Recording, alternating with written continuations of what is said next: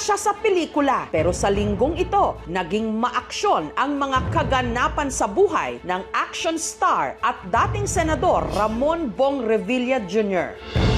Nitong Lunes kasi inisyuhan na ng Sandigan Bayan 3rd Division ng warrant of arrest si Revilla at 6 na iba pa para sa kasong graft at malversation of public funds bunsod ng isang maanumalyang flood control project sa bayan ng Pandi, Bulacan.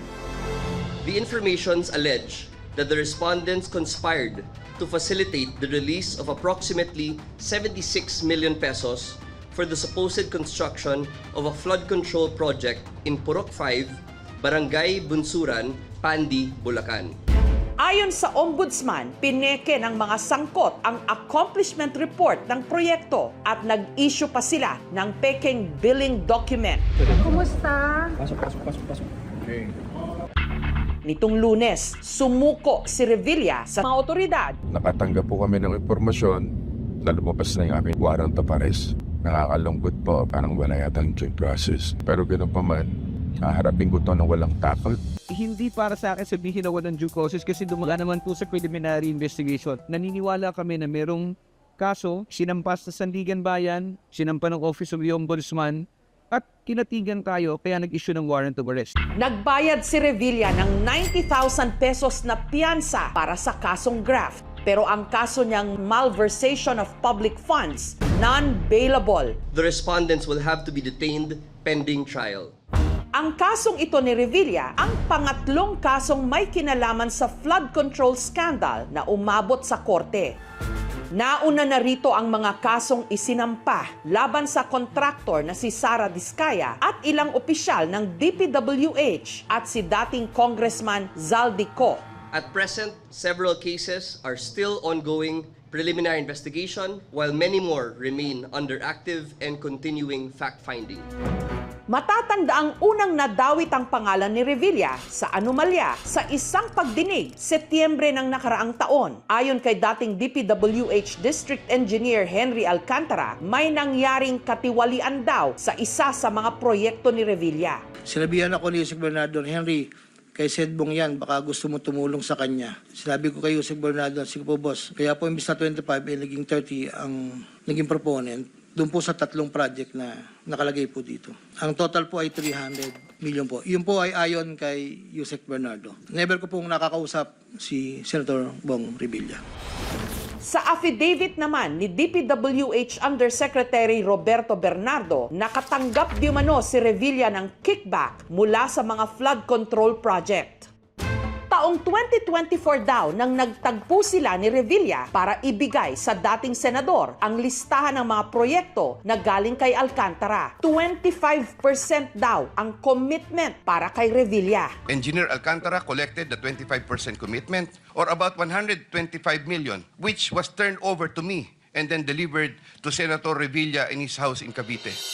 Pero ang mga paratang ni na Bernardo at Alcantara, tahasan noong itinanggi ni Revilla. Maliban sa kanyang counter-affidavit ay nagsumite si Mr. Revilla ng mga ebidensya na magpapatunay na lahat ng nilalaman ng mga aligasyon, akusasyon at reklamo laban sa kanya ay pawang kasinungalingan at kasinungalingan lamang.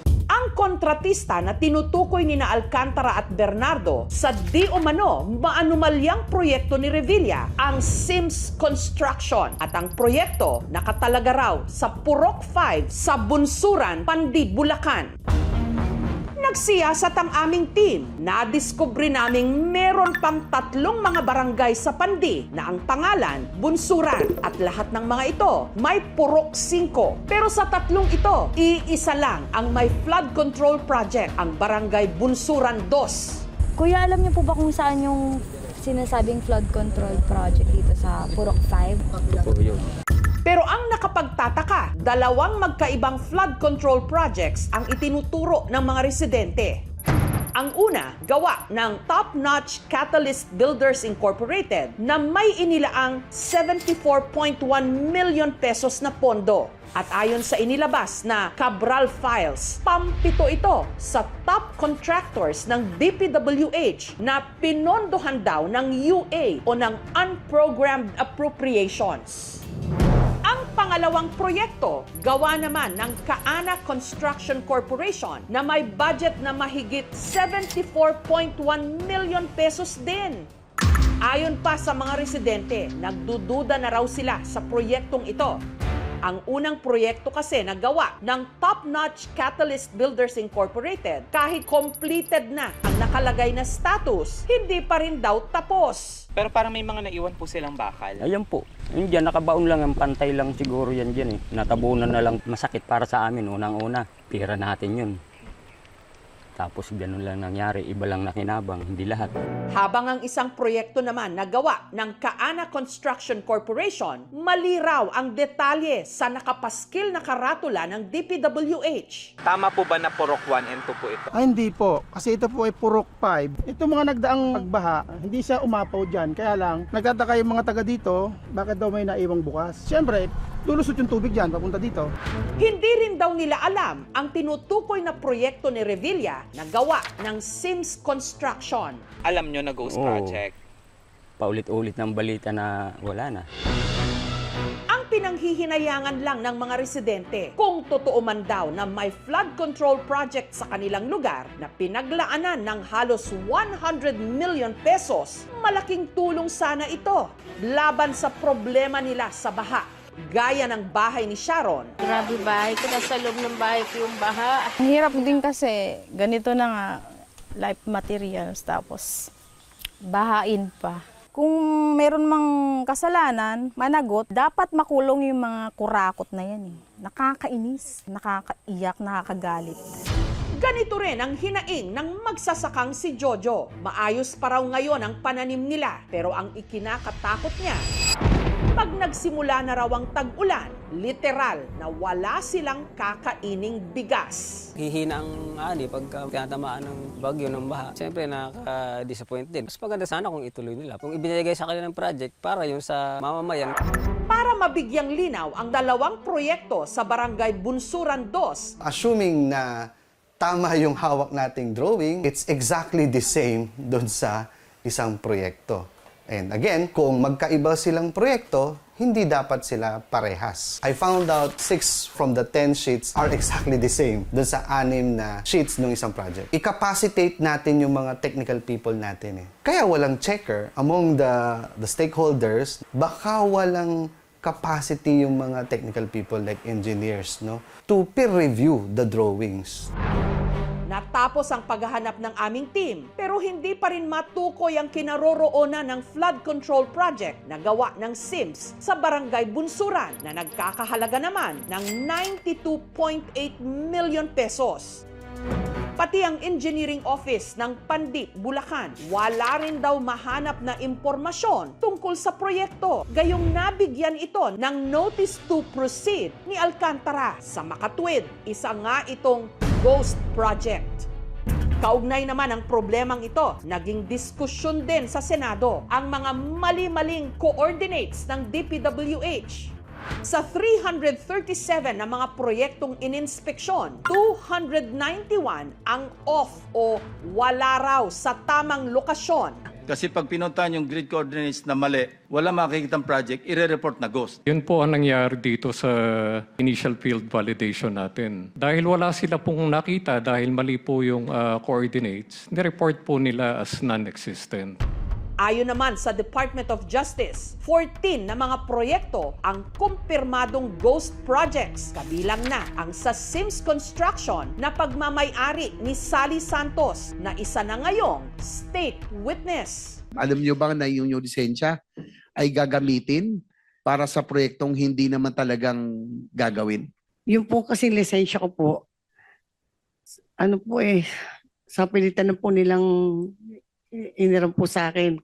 Sinubukan ng aming team na puntahan ang SIMS Construction Trading na siyang kontratista ng ilang pinaghihinalaang ghost project. Kabilang na rito ang proyekto ni Revilla. Pero caretaker na lang ang naiwan sa kanilang dating opisina.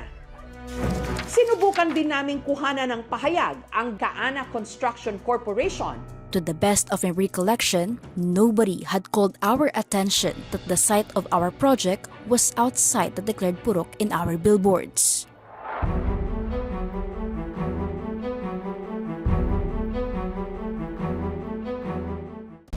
Bago pa man nasangkot si Revilla sa mga anomalya sa flood control, una na siyang nadawit sa 10 billion peso pork barrel scam taong 2013. Nadawit siya sa 124.5 million peso discretionary funds o PDAF na dinala sa mga peking NGO o non-government organizations ni Janet Lim Napoles. Kinasuhan si Revilla ng plunder case at 16 counts ng graft. I have nothing to do with this scam. Those whistleblowers nor Janet Lim Napoles. I have no dealings and transactions with them. Sa halip na kasuhan, dahil sa pag-aming pineke nila ang mga pirma, mas pinili nilang gawin itong testigo para lamang wasakin ang inyong lingkod. Matapos ang ilang taong paglilitis, napawalang sala siya sa kasong plunder taong 2018 at nakalaya matapos ang humigit kumulang 4.5 taon na pagkakakulong. Absuelto rin si Revilla sa kasong graft taong 2021. I know that I'm not guilty. Ano ko pa sinasabi ko? Nitong Biyernes, ang nakatakda sanang arraignment ni Revilla at ng 6 pang mga kapwa niya akusado, ipinagpaliban muna ng Sandigan Bayan dahil sa mga nakabinbing mosyon, kabilang na ang motion to quash o hiling na mapawalang bisa ang case information o mismong charge sheet ng kaso. Gayunman, tumutol ang prosecution sa pagpaliban ng arraignment. Ayon sa mga abogado, delaying tactic di umano ng depensa ang mosyong ito. It's important because the objective is to quash the warrant and to dismiss the case. Based on the allegation, I will not mention about the merits, but it's based on denial of due process. Ang mga taga-suporta ni Revilla nagrally naman sa labas ng Sandigan Bayan. Naniniwala kami hindi niya kayang gawin ito dahil sa simula pa lang, akwit na siya. Hindi siya napatunayan nagnakaw sa ating bayan. Bakit siya magnanakaw? Napakarami niya ng pera. Senator Bong Revilla is the product of investigations na ginawa po ng Department of Justice. We have 3 more cases ngayon na ghost projects din which we are expecting to be filed. Sinubukan naming hinga ng pahayag ang kampo ni Revilla at ng 6 pang mga sangkot sa kaso pero wala silang tugon. Kaugnay sa isyong ito, naglabas ng statement ang pamilya ng dating senador. Hindi ito pag-iwas, kundi pagharap. He believes that the proper place to resolve these issues is inside the courtroom, where facts matter and the law speaks louder than speculation. As his wife and a public servant myself, I ask for understanding, fairness, and respect for due process. Iniutos din ng korte na ikulong si Revilla sa New Quezon City Jail Male Dormitory. Binigyan siya ng dilaw na uniform ng mga PDL o Persons Deprived of Liberty. Ang magiging kulungan ni Revilla, 47 square meters ang lapad. Meron itong 5 bunk beds kung saan kasya ang 10 tao. May sarili rin itong palikuran at hiwalay na shower. Kung paano tinatrato yung mga ordinaryong nakakulong, dapat ganun din yung pagtrato kay Revilla. Walang special treatment. Nag-iisang cell sila ngayon. Dahil mandatory sa JNP, kung bagong inmate ka, may 7-day quarantine para tingnan kung may infectious disease. So after the 7 days, they will be incorporated into the general population. Kung ang halaga po ng nalustay na pondo ay sobrang laki o milyon-milyon, ang parusa po ay maaaring umabot sa reclusion perpetua or life imprisonment. Dagdag pa po dito ang multa na nagkakatumbas ng halaga na ninakaw. Kasama na rin po dito ang perpetual disqualification from public office.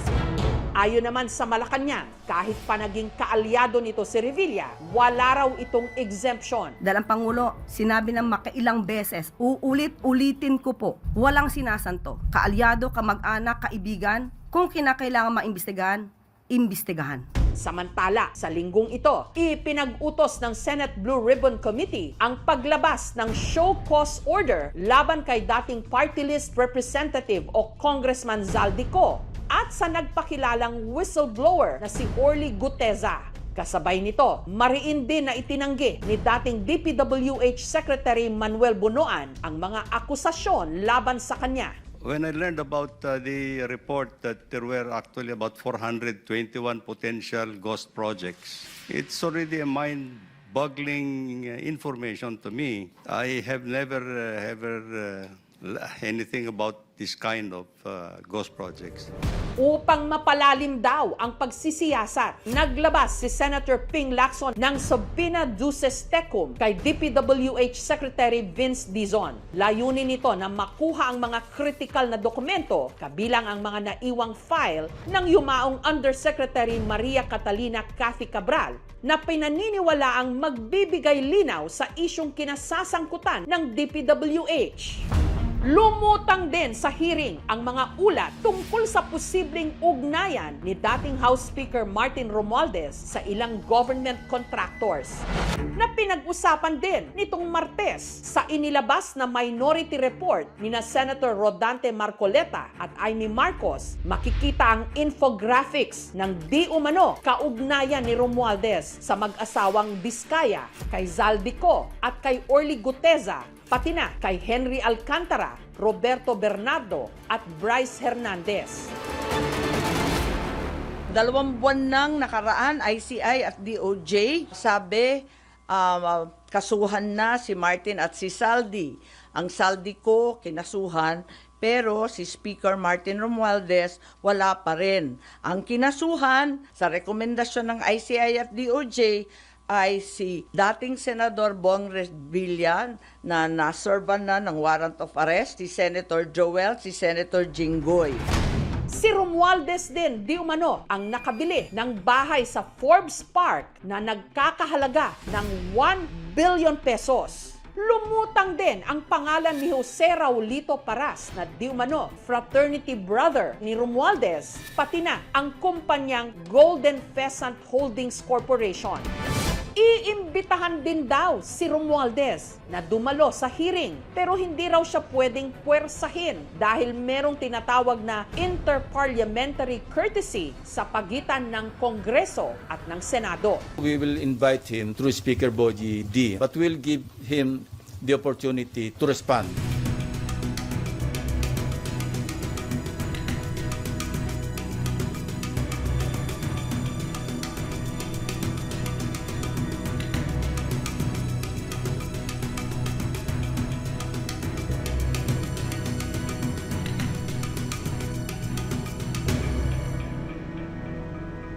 Lumipas na't lahat ng Pasko, wala pa ring napapanagot na big fish. Totoo naman may mga naaaresto at napapakulong, pero yung mga dapat na managot na mga incumbent na officials at yung mga nagtatago, hindi pa rin makita hanggang ngayon. Kasama naman sa decisive sa pag-aaproba ng budget yung mismong House Speaker. Hindi pwedeng maghugas kamay yung si Romualdez para idiin lang si Zaldico. Ang panawagan naman ng mamamayan, simple lang lahat ng sangkot dapat managot. Hindi ito yung panahon para manahimik at siguraduhing lahat ng mga nasa kapangyarihan ay alam ang galit ng mamamayan. Kailangan natin isipin, sino pa ba ang mga politiko na dawit dito? Sino pa ba ang nasa ugat talaga nitong mga to? Si Bong Revilla lang ba at yung mga iba pang nakulong? Dapat hindi pa rin maging kontento at maging kampante ang mga Pilipino kung gusto talaga nating masugpo na ang korupsyon sa ating bansa.